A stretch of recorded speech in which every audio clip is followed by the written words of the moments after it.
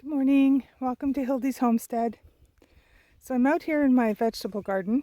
And I planted some stuff this year, but I really didn't do a lot. So these bigger plants you can see along the side are some things that I had planted. But really mostly the garden is pretty bare. But what I wanted to show you guys was that even though the garden is overgrown and unruly and a mess, I wanted to show you all the stuff that's in here that is growing wild, that is useful. So, for example, if I walk in here, all this low stuff that's covering everything here, these things, this is purslane. Purslane is super, super nutritious. People take it and fry it up and eat it. You can eat it raw in a salad. You can put it in soups. People freeze it and put it in their smoothies. It's got a little bit of a funny texture. The leaves are a little bit thicker, almost rubbery. And they have like a mucilaginous quality. Very little though. I mean, they're thin, but they're a little bit thick. And it's got a very mild flavor, so it's not overpowering in any way. So right there you have food. That's just food, really nutritious food. Some other stuff that's growing in here is, this is lamb's quarters. Lamb's quarters is also nutritious, and people use it instead of lettuce. You can use it in salads, also in soups, stews, smoothies, everything like that. Also growing wild everywhere. This beautiful monstrosity with these huge leaves. Look at that. Look at the size of these leaves. It's crazy. This is burdock. Burdock is, you know when you send your animals outside and they come back with all those little tiny burrs stuck in their fur? That's from this. These flowers, they're just budding now, will turn this beautiful pink spiky looking thing. It looks almost like a clover flower, but it's more spiky. And then when they dry out, they turn into burrs. And the ends of them have little hooks, so the idea is they get caught on everything and scatter the seeds everywhere. It's very effective. So the leaves of burdock and the flowers of burdock are not edible that I know of, but the root of burdock is edible. I think they use it a lot in Asian kind of cooking, where they'll actually cut it up fresh and stir fry it. Here in Canada and the United States, more often it's used to dry the root and then use it in a tea. It's very, very good for your blood. It's a blood tonic. So if you're having some kind of really internal kind of issue, it's a very good thing to take. It's a tonic. You cannot drink too much of it. I put it in, I make an herbal tea blend that I add to my smoothies every morning, and burdock is definitely one of the things that's in there all the time. I give it to my dogs. I give it to my husband. It's very, very good for you.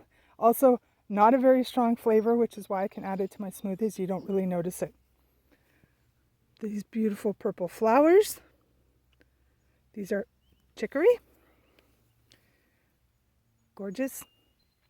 Chicory, I believe the flowers are edible. I don't know if I would eat a lot of them, but I know I've seen them in salads and stuff like that. But people will often, again, use the root, dry the root, grind it up, and use the root as a coffee substitute. So if you're trying to wean yourself off coffee, chicory root is a very good thing to try and use for that. Let's see. What else have I got here that might be of interest in all this glorious, beautiful mess? Oh, here we go. These beautiful, delicate flowers, this is chickweed. Chickweed is also edible, and can be used in salads and stuff like that. Just to give you see what it looks like. Chickweed is also really good for used dry and put into things like skin salves, oils, to use for abrasions, small cuts. It's very well known in the herbal community for diaper rash. It's supposed to be really, really good for diaper rash. So also just, hanging out and growing wild here. So I may go and pick that at some time. And then if I go over here, this beautiful flower, it's going to have a big, beautiful yellow flower like the sun. Big, gorgeous leaves. These are elecampane. Oh, here's a little bit of the flower so you can see the flowers starting. So elecampane is another plant that you would use the root for. Again, last year, especially during when we first started to get COVID, I was so happy to see this growing here, and I have some growing in another area. You pull up the root, dry it, and it's very good for respiratory illnesses. It's got almost a tingling sensation when you taste it. So you can add it to some honey and make a really good cough syrup, cough and cold syrup, something like that. Really, really good.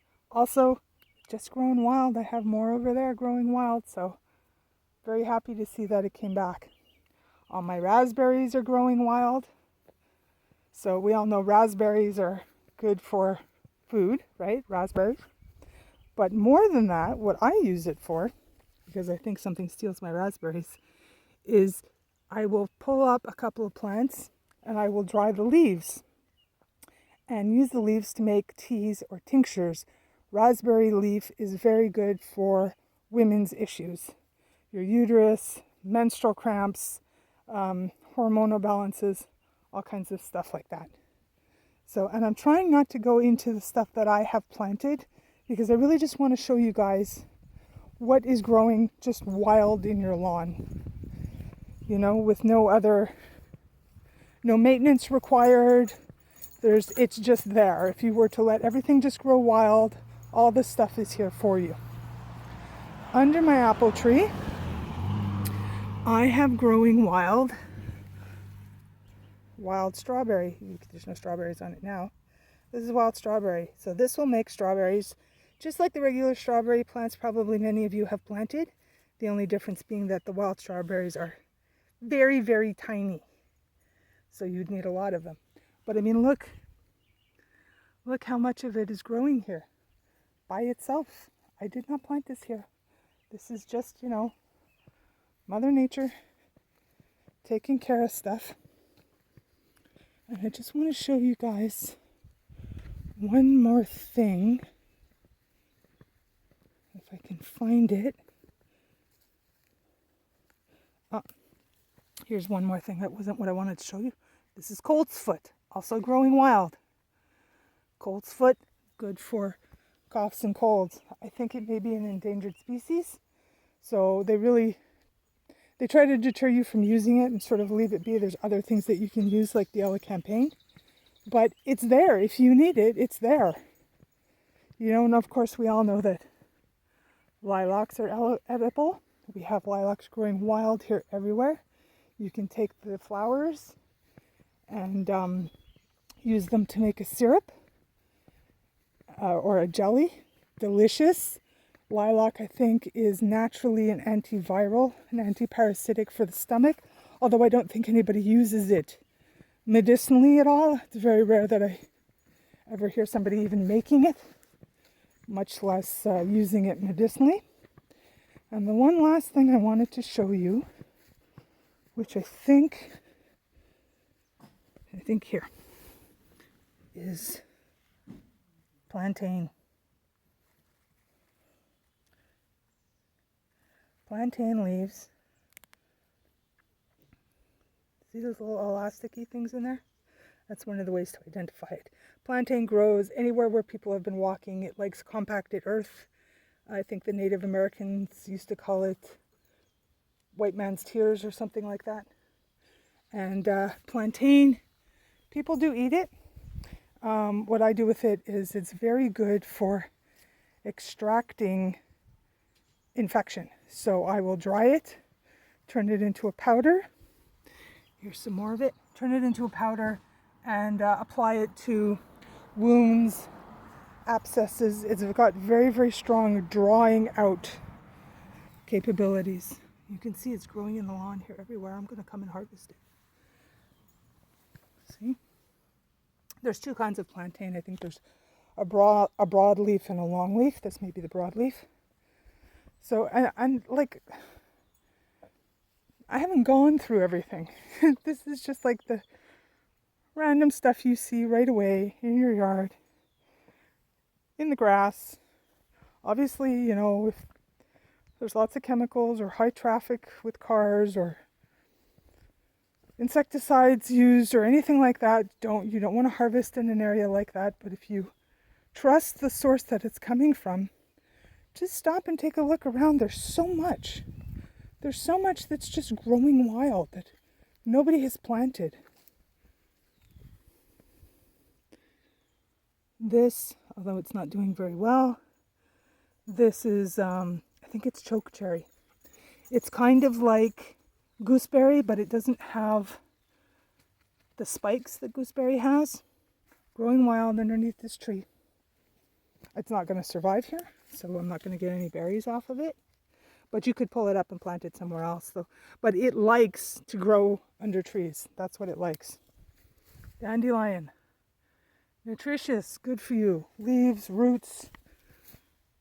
Put it in salads, put it in smoothies, make it a tea. There's so much, guys. There's so much.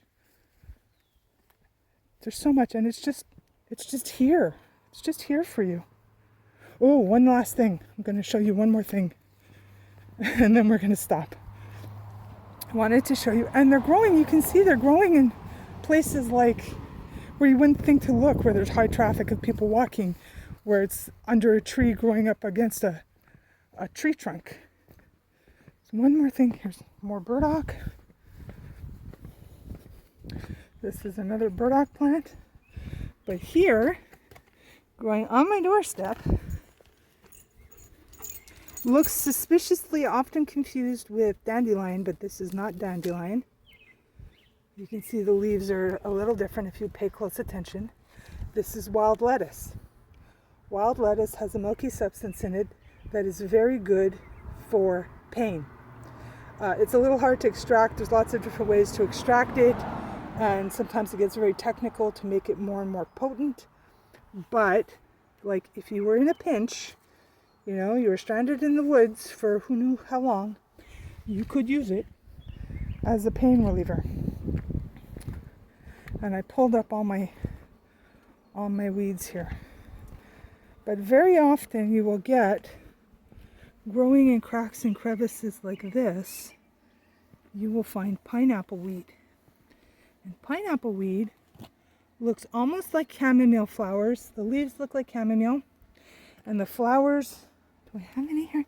And the flowers look like also chamomile, but without the white petals. It's just the little yellow part.